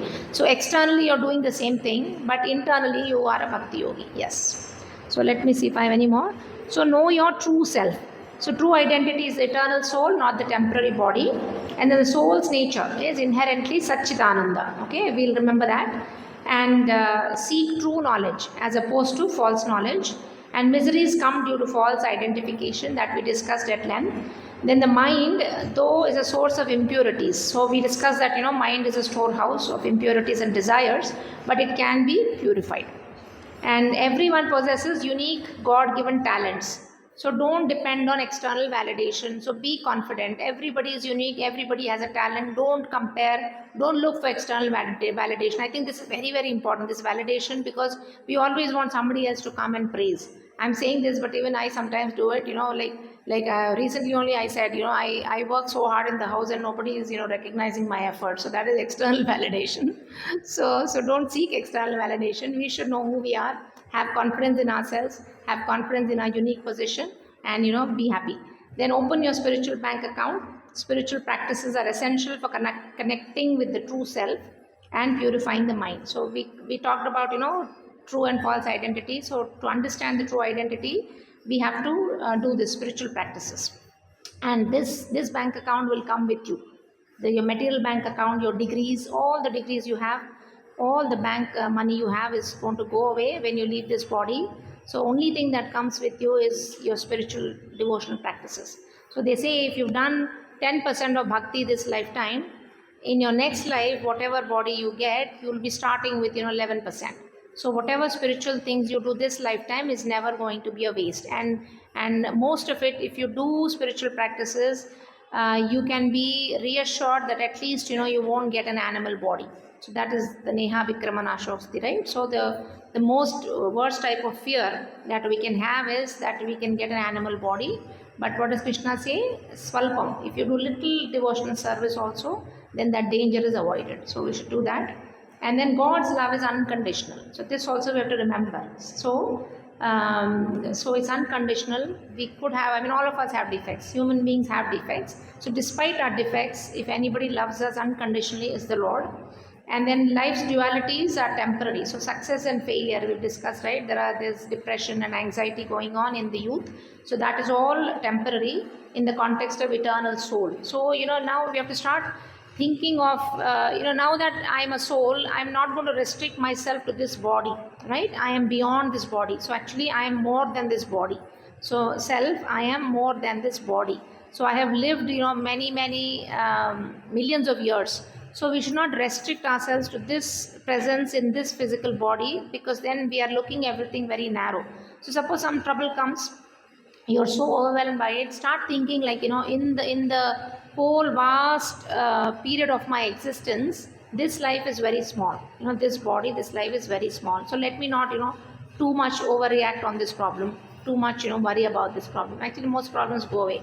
2 days you keep quiet, third day it goes away, in my experience. So when problems comes, don't overreact. Let them just rest for a bit. And in 2 days, you will feel very differently about the problem, and the person who created the problem also will feel very differently. So it's not worth worrying about problems actually, unless they are very big ones. Then know your purpose. So if you know your purpose, your goal of attaining Krishna Prema. So what are we? We are Nityera Krishna Das. So that is our constitutional position, is Jivera Swarupohoy Nityera Krishna Das. So if we are eternally servants of Krishna, and doing everything for pleasure of Krishna should be our goal. Well, going to spiritual world maybe, but more important than that is doing things for pleasure of Krishna, or attaining Krishna Prema can be your goal. So when you have that that big goal in front of you, then everything else becomes a small yardstick, and then you'll recover your sense of worth. So if things are not going well in life, like materially, you're not okay with your friends, or college is not going well, some family problems are there, but you preserve your sense of worth because you're worth something to Krishna. He's, you are a part of him. And then we discussed how, we all have talents. So in his eyes, he'll always love us. So if things were not going well in this world, it is okay. We still have to feel that, sense of worth, our sense of identity. So let's keep that. That is a true self. So let us more and more, apply this, concept of true identity. Then a lot of these external problems will go away. So thank you very much. Hare Krishna.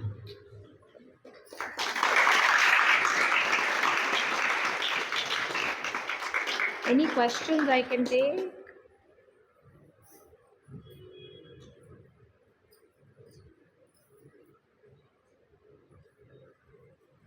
Anybody has any questions? No?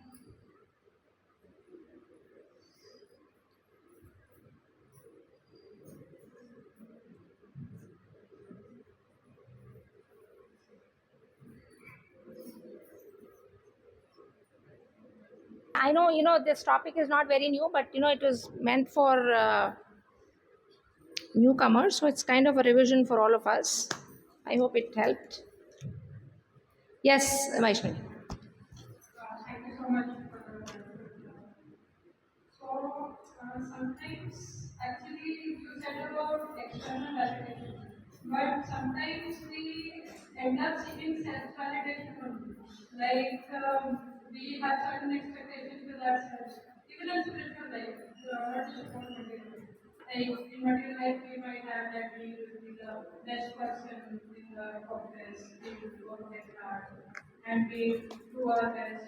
But doing our best is also very subjective problem.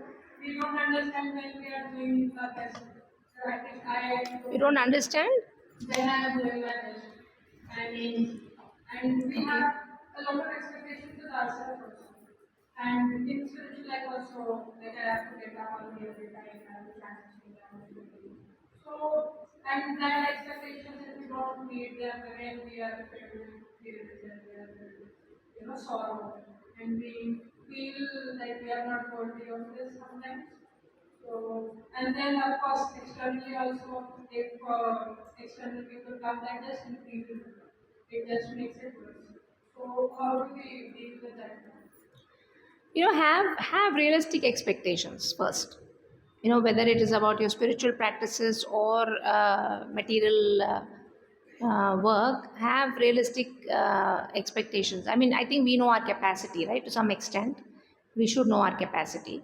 And so don't, they say, no, don't bite more than you can chew.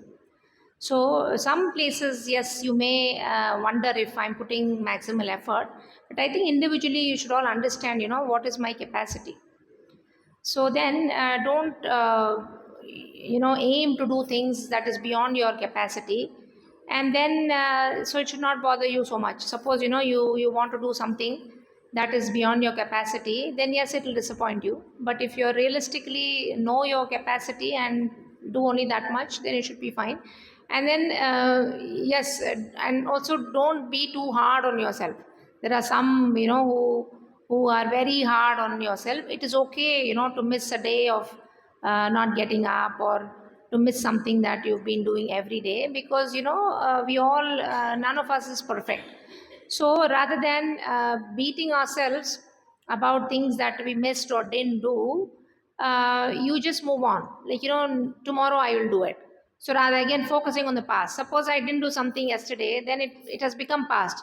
So again, if I keep on, if only I did better, if only I did better, then you'll be consumed by that, and then you won't be able to focus on the future. So, yeah, in Bhagavad Gita also, chapter I was reading. So this tolerance he was talking, Krishna. So the tolerance means not that you have to take all nonsense, but he said tolerance means not to clutter your mind with all these things, so that you can focus, so that your spiritual focus is not lost. That is how much you should take, whether whatever it is, materially or spiritually. So if you're focusing on what is lost, then you won't be able to focus on present. So that's how you should do it. I mean, there's always room to improve. You have to improve. But what I'm saying is, what is happened is happened. So don't ruminate about it. Okay, this is something XYZ I didn't do yesterday. Okay, it didn't happen. Today I will try. That's all. No need to beat yourself about it. So don't go into too much of a regret mode also, because that will impede your present. It will impede your tomorrow. Yeah. Yes.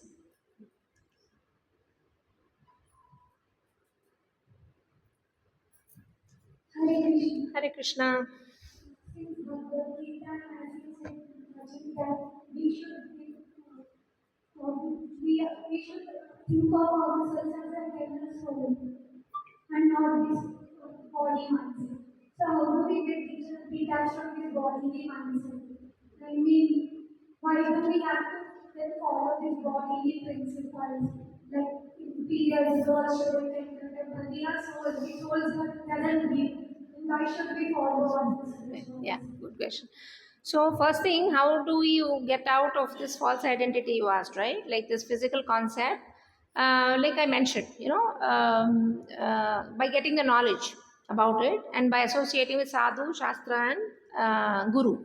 So, the guru actually gives you this transcendental knowledge by which you can cut this illusion of being a false identity. You'll cut it. So, you need guidance of guru for this, and meanwhile we can all take the help of shastra. But like I said, it gives you knowledge, but the knowledge has to become applied knowledge. So the gyan we are getting has to become vigyan, means applied knowledge, means we have to start acting on a platform of true identity, which takes time. But at least for now, how to get out of this, you have to seek help of a sadhu, shastra, and guru. Then this soul versus body concept, yes, even though we are souls, but we have been given this female body, and the reason we have female body and somebody else got a male body is also determined by Krishna. So it's based on our previous karma or our duties that we have to do or our desires. So you get your body, they say, based on your karma and your desires for the next life. Suppose what all karmic reactions I have this lifetime, and what are my desires, based on that and what you're thinking at the time of leaving this body, you get your next body. So they say, somebody who wants to who wants to dress scantily, the shastras say that they'll become trees because a tree will not dress. So like that, based on your consciousness and your desires, you'll get the next body. Somebody who's engaging in a lot of animal killing and they love to eat non-veg and all, they could become a lion next time because that's what they do. So all that determines you. So the reason we got a female body is something based on our desire and karma. And even though we are a soul, uh, when we are doing worship of the Lord, the acharyas have given some regulation. So see, the bhakti we do has to be regulated until a platform comes when you are a pure devotee, Shuddha Bhakta. When you become, all these worldly rules and regulations will go away. As until we reach that point, that is the path of perfection, perfected souls, for them these don't matter. But until then, because we are sadhakas, means we are practicing devotees, we have to follow some rules and regulations. Like if you go to university, there are some rules, right? Like you have to come at 9, leave at 4, you have to wear this dress, that dress code. So that is to give you that discipline enough to progress in bhakti, right? Everybody needs, like children also, we set some rules for them to progress. So like that, for your progression, the acharyas have given some rules, and being clean is one of the regulatory principles of worship. So there are many rules and regulations for the worship of the Lord, because the Lord is pure, and we cannot, even though our body is impure, but that is more so for our regulation. Once you transcend this body concept truly, again not theoretically, once you transcend this body concept, means you become a pure devotee, a perfected soul. For those, they may not apply. These rules of dharma, dharma don't apply for perfected souls. But until then, until we are sadhaka stage, we have to follow rules. Thank Yeah. you. As you said, like until we get into that state, we have to follow all these rituals and principles. One second, ritual. I wouldn't call it a ritual. See, ritual means it's an activity without a basis. So these, whatever, like for example, you're seeing deity worship. You can consider it ritual when you don't understand the underlying principle of why we do. But once we understand, it is a spiritual activity. So there's a difference between ritualistic practices and spiritual activities, devotional practices. Okay? Yeah. So God is false identity, but identity, my identification, I should act upon it, right? If I keep following these practices, all the principles spiritually, you said until I reach that state, then I am still being in that, how will I go to that stage? How will you go to the pure stage? Yeah, because I'm still practicing those, I'm You acting upon those. Yeah, you have to act. It's a very gradual process. It's not going to take days or months or something. It's going to take years or even lifetimes before you can be on a platform where you truly are not your body. You truly believe that you're not your body. Those are, like siddhis and, sadhus and all those people may be on that platform. So for us, it is very difficult. So you keep doing the bhakti devotional practices as a sadhaka, and at one point, when you reach, nishtha, there are stages of bhakti. When you reach nishtha, asakti, ruchi, bhava, in that stage, you'll get it. Understand what I mean? So there are stages of bhakti. Until you go to an advanced stage of bhakti, you have to keep doing this. And once you'll reach a point where these don't matter anymore, until then you cannot prematurely give up because you're not there yet. It's like, can you take a first grade kid and put him in a PhD class? You can't, right? He won't be able to take it. So like that, for us, we are not ready. We are not ready for that kind of giving up your regulative principles. So bhakti initially is vaidhi bhakti, means based on regulative principles. So you have to do vaidhi bhakti to get to a stage where those rules don't apply. That is called raganuga bhakti, means spontaneous attachment to Krishna. Until that happens, you have to follow the rules of vaidhi bhakti. Same answer applies for fear, because talking about my person, as a person, I am really scared. I get afraid of situations and small things. So fear comes from attachment, I know. So to get detached from this body, situation, and fruits of our karma, should we wait till we reach that mindset, like to perform our devotional practice? See, these things you don't have to actively, like separately, you don't have to, give up or, endeavor.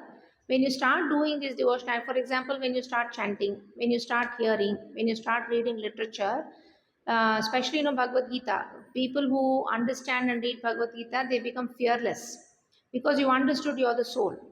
So more reading, more practice is what you need, and that fear will go away.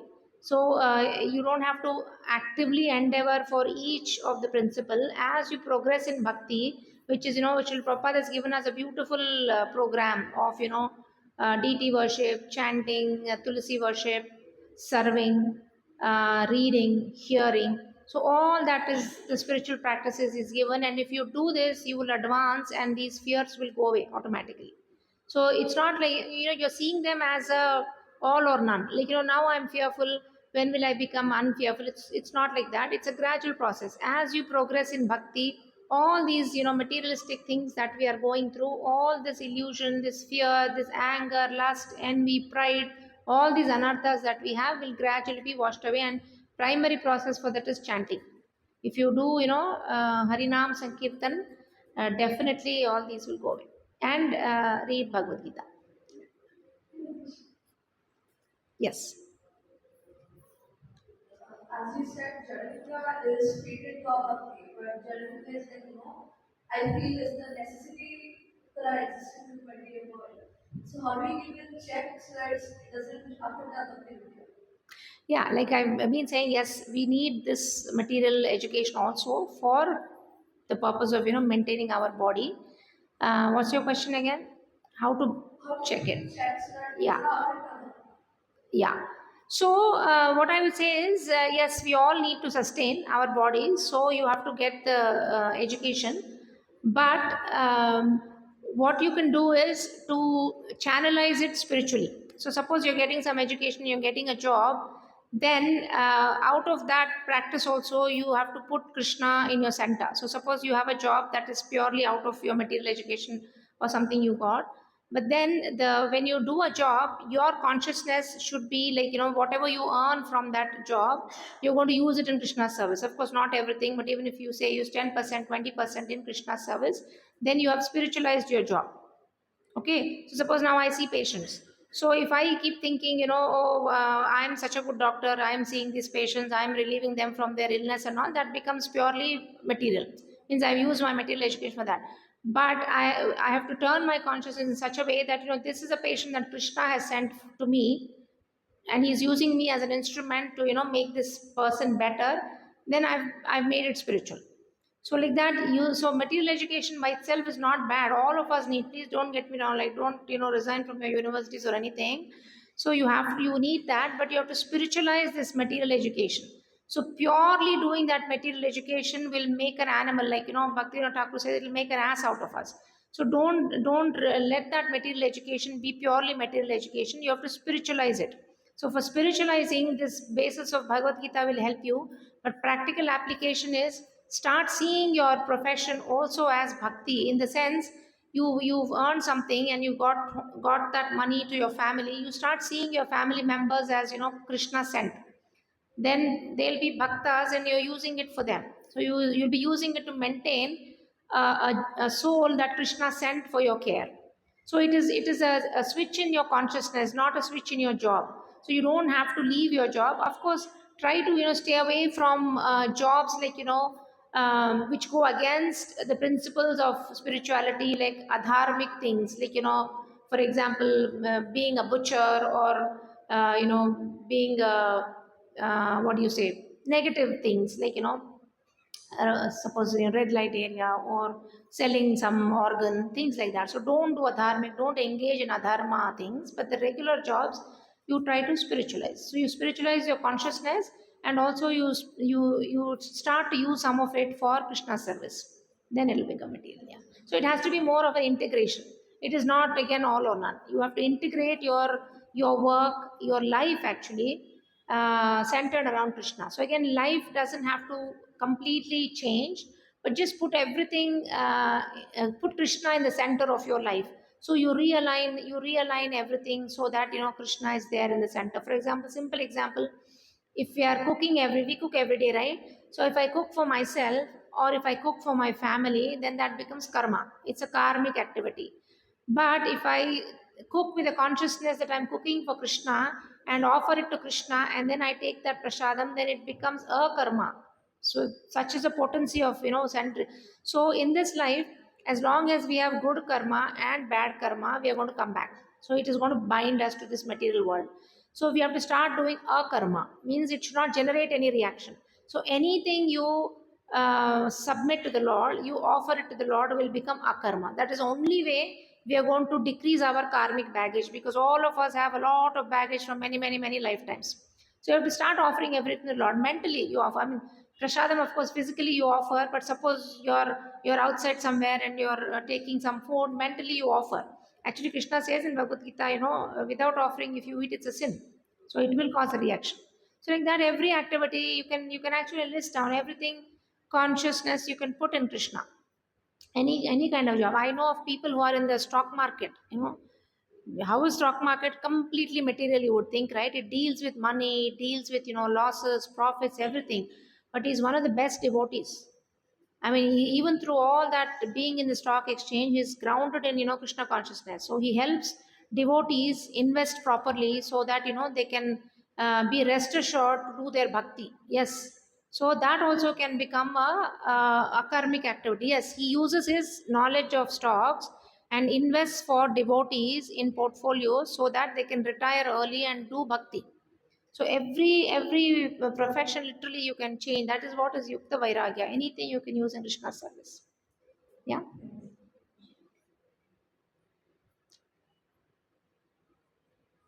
So whatever professions, again, suppose you've come to bhakti after you chose your profession. It is hard to quit and come, but somehow you have to try to connect it with the bhakti. Some professions may not allow, but at least don't do the negative sort of things, like the ones that affect you negatively in your bhakti. Don't do that. Try to, switch wherever possible. But otherwise, you have to connect. Connect and integrate with Krishna. Anything else? Any other questions?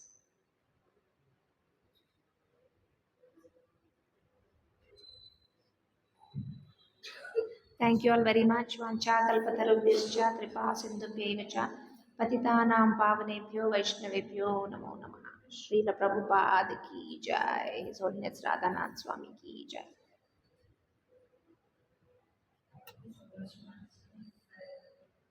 Gracing us with enlightening us. Your words must be with a lot of practical insights which really help us. Gave us a new perspective to apply in our day-to-day life. We are so grateful for your time and effort to able to guide us. Thank you so much. Thank you. Yeah, I hope if it has helped you at least 1 or 2 points. If you can take from this class, I'd be very, very grateful. It's small enough.